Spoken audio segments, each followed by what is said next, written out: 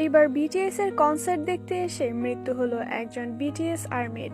এই নিউজটি গতকাল থেকে ছড়াচ্ছে পুরো আর্মি ফ্যান্ডমের মধ্যে। কিছু আর্মিদের মাধ্যমে জানা গিয়েছে একজন ফরেন আর্মি যে কিনা সাউথ কোরিয়ায় এসেছিল বিটিএস এর অক্টোবরে হতে যাওয়া বুসান কনসার্টটি অ্যাটেন্ড করার জন্য, তো তার আর সেই কনসার্টটি অ্যাটেন্ড করা হলো না এবং তার সবচেয়ে প্রিয় আইডলদেরকেও সামনে থেকে দেখা আর হয়ে উঠল না। আর্মি কমিউনিটির মাধ্যমে জানা গিয়েছে যে ফরেন আর্মিটি বিটিএস এর কনসার্ট দেখার জন্য সাউথ কোরিয়ায় এসেছিল।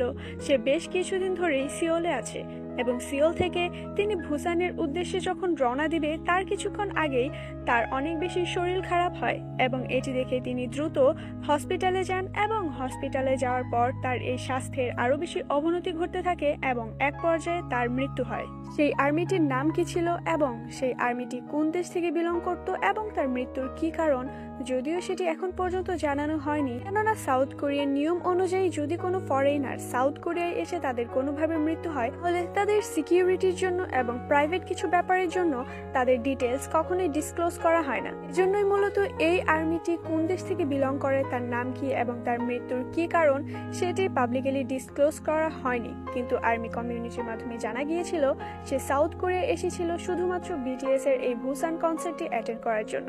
কিন্তু দুঃখের ব্যাপার, তার এই কনসার্টটি আর অ্যাটেন্ড করা হয়ে উঠল না এবং তার জন্য সেই সিটটি ফাঁকাই থেকে যাবে।